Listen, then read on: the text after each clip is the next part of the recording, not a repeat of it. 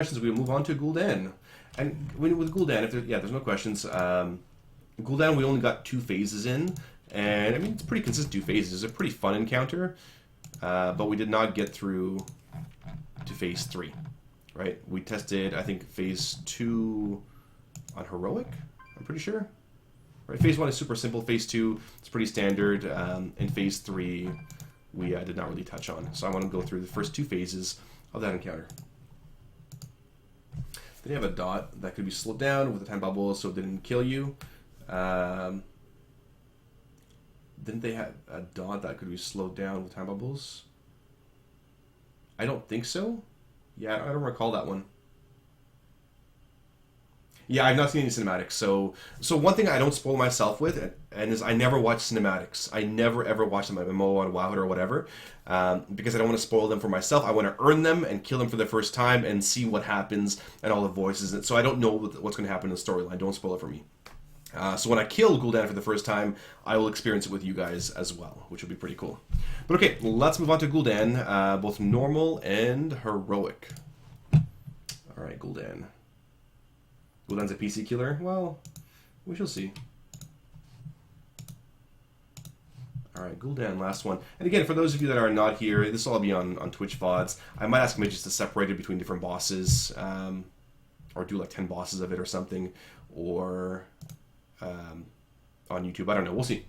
Anyway, so Gul'dan is a 3-phase encounter. This is finally the culmination of dealing with the crap of WoD, and finally killing him here because he was a little jerk that ran away early on. So, Gul'dan is a fun encounter. First phase is fairly simple. First phase, you're not DPSing him, you're killing ads. Think of the first phase as Manaroth, phase 1. You're dealing with the 3 guys around, the Doom Guards, the Imps, the Infernals, very similar to that. So you're going to start with the first phase. So the first thing that happens is Liquid Hellfire. Liquid Hellfire targets places on the ground. You see the green circle there. And the closer you are to the green fire, the more damage you take. So don't stand near it. The second thing that's going to happen is Hand of Gul'dan. Big purple swirl. Don't stand in these things. It's going to summon a big Doom Guard. There's a Doom Guard. Or Fel Lord, whatever. Fel Lord Zakun basically there for you. What does he do? He spawns fissures on heroic, not on normal. And he has a big tank damage. That's it. The other ability in phase 1 is Gul'dan will do his big, Kamehameha beam here on random players. It'll be a ranged or healer. That's really important. Do not stand with the melee if you are a ranged or healer. That is the biggest thing you can get out of phase 1. If you are a ranged or healer, do not stand near melee. Because if all the melee are clumped together and you're that guy that's standing over here, he will target you with this beam and kill your entire raid. Do not stand there. So, you want to stagger around the room so you minimize some people who are going to get hit by it. That's essentially phase 1. Now, one really cool thing about this encounter is everybody gets an extra action button. Right? You see mine in the middle of my screen right there. Tanks get one where they absorb damage for 6 seconds. They're basically immune. The healers get one where they put a big dome around them. They channel this big dome, and anybody within that dome gets protected from fire damage, and it gets fire damage absorbed. And the DPS, this is really cool, DPS get a really cool ability that gives them more haste, movement, all that stuff, fun damage. What did I write here? One sec. What is it exactly? Where are you? This one, time dilation. Increasing casting, movement, and attack speed by 30%, as well as increasing cooldowns by 30% and periodic effects by 30%. So this is an activated ability that you use like on burst. Right? It's your own personal heroism, essentially. Except, and this is what raid leaders are going to love, whenever you get hit by fire, you lose that ability. So don't get hit by fire. Right? This is also important, so you don't get beamed and lose that buff. So you have to use it at important times.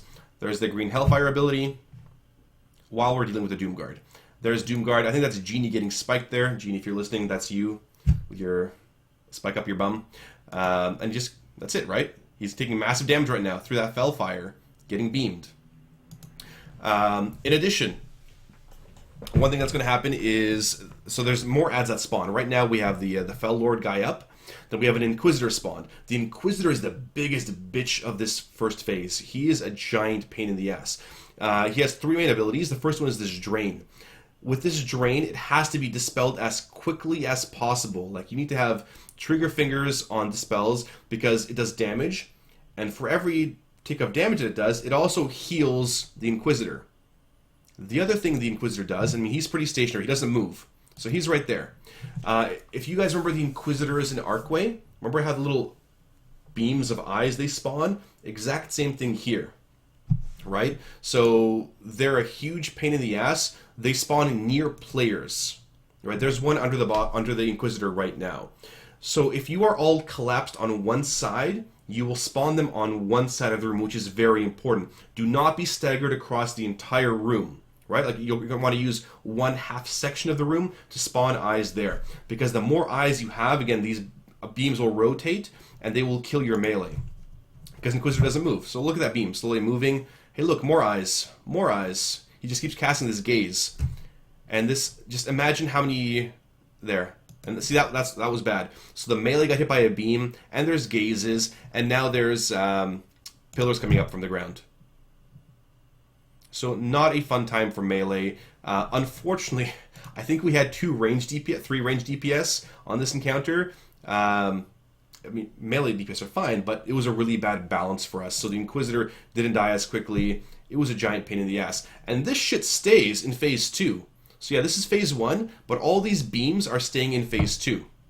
In addition, you are dealing with the Jailer. And what does the Jailer do? Well, he spawns big green shit, so there's the big AoE, but he also throws down a cage. And if he throws down this cage near you, you get pulled toward it, you take more damage, and guess what? If there's beams near you, you get pulled through those beams. So it's a huge, huge pain in the ass. Look at me standing in melee now. Luckily, I didn't get targeted. So you want to burn these down as quickly as possible.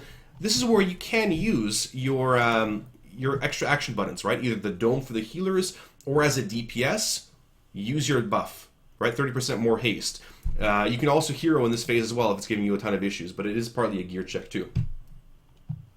I believe what they said in the feedback thread was the amount of eyes spawned was bugged, and it would vary between 2 and 10. It was a pain in the ass, trust me. Like, it was like terrifying for a melee. So here's the cage. It's pulling you towards, similar to the vault. The vault boss. There's green fire. Don't stand in it, otherwise you'll die. More green fire. Don't stand in it. There's another cage nearby, and basically that's the entire phase. You're dealing with a Fel Lord who spawns pillars and does a big tank slam. The Inquisitor, who's a pain in the ass, who's blinking around. He doesn't move, but he blinks. He does a debuff, and then he does the eyes, and then this Jailer, which does green shit on the ground and the big cage. Now, this is phase 2 of Gul'dan, so now you actually get to fight Gul'dan, finally. He has a couple, I don't know, pretty decent abilities. The first one being, he has eyes that spawn. You'll see what I mean here in a second. Yeah, so you can start DPSing him right away. He knocks you back. We use different markers, and you'll see why. So we had a bit of a triangle formation with this. Tali picks him up. Alright, so the first ability that happens is these Eyes of Gul'dan. Now, these Eyes of Gul'dan, they do damage and stuff, but they also replicate. If you don't kill them in time, they're going to spawn more and more and more of these, and they're exponential. So you can see them casting Duplicate here.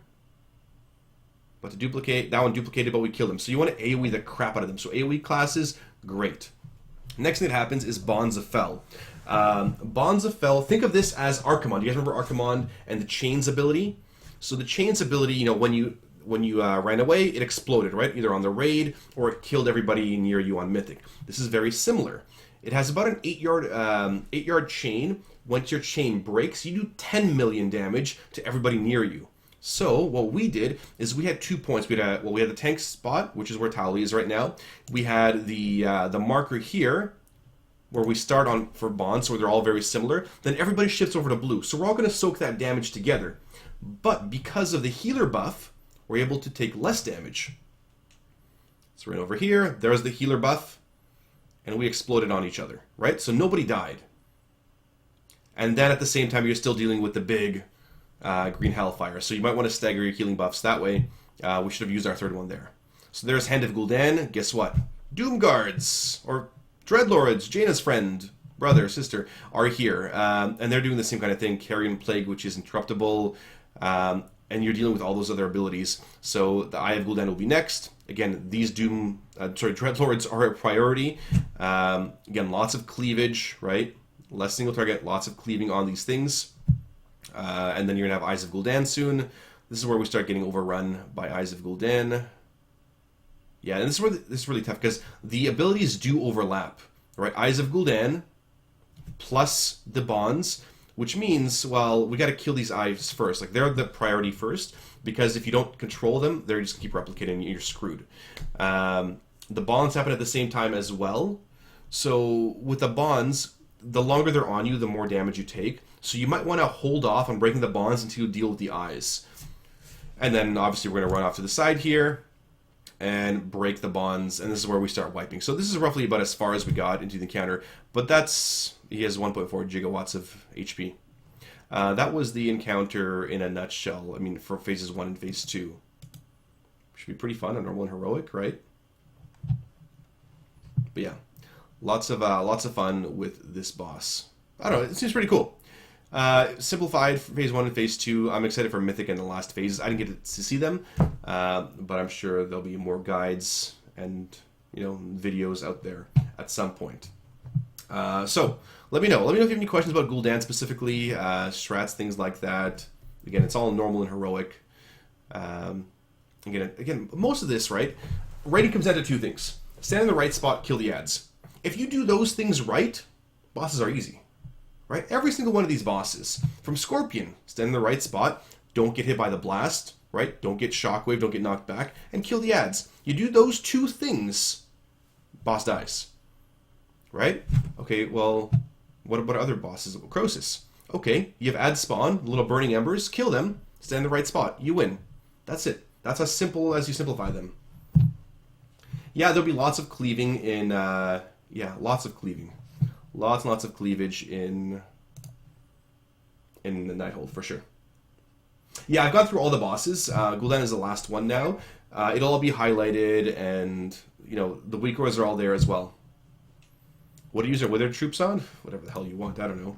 And again, the weak cores are all there, so we'll put up our weak cores. Again, Gul'dan. Here are my Gul'dan weak auras, copy import string, and we are good to go for Gul'dan. Lots of fun abilities. So Fibrilow's already made these for the later phases as well. It gets quite complicated later on. I don't really want to get into it too much, but the mechanics in phase 3 are a ton. Well of Souls, it's going to be a bitch. I don't know. I'm looking forward to it. Empowered Eyes of Gul'dan, duplicating even more. They do lots of fire damage. They explode. It'll be a nightmare for you guys. Okay, any other questions? It's on Dot. It's called Primitive Torment. There's also another ability that's used to make people explode on the radar for 30 seconds. Yeah, so the Dot didn't happen on that difficulty because I think it was normal that was being shown. But yeah, Primitive Torment. Where are you? So heroic. Yeah, Mark Several play with. Yeah, they'll inflict arcane energy. Just a debuff, right? Every time it gets on you, more and more damage. But yeah, for the most part, it was just beams and beams and beams. Now, Primitive Torment, when we looked through the video, and I went through it just to look for that debuff specifically, the timers were either off, or it just showed off as the beam buff. That was it. Yeah, both in phase 3. Yeah. There's another ability that makes people explode on the raid after 30 seconds. Yeah, this one, the Conflexive Burst, this one did not show up. I'm guessing it was... Yeah, I mean, it didn't show up for us at all. It is a deadly one. Again, I don't know why it didn't show up. Are weak auras for healers? No, they're for everybody. No, those weak auras are for everybody. So if you're a tank, you'll have tank weak auras for you in that package. If you're a healer, you'll have healer weak auras. If you're a DPS weak auras, or weak auras that are relevant to you. So if I'm a healer, I'm not going to see the tank debuff show up for me. So yeah, feel free to use them, share them, bookmark them. They will be updated periodically. Viper Below, one of our mods here and one of our old members, he now raids on the EU. But he's a good guy that's made all these weak auras for you guys. Oops, let's close this down. Yeah, again, all the weak cores are ready. Some are mythic ready, heroic ready, very limited testing. Yeah, and eventually, you know, they'll all be updated and tested even more. So, Twitter, whatever, donate, totally worth it. Legion Dungeons, legacy stuff, whatever you want to do here.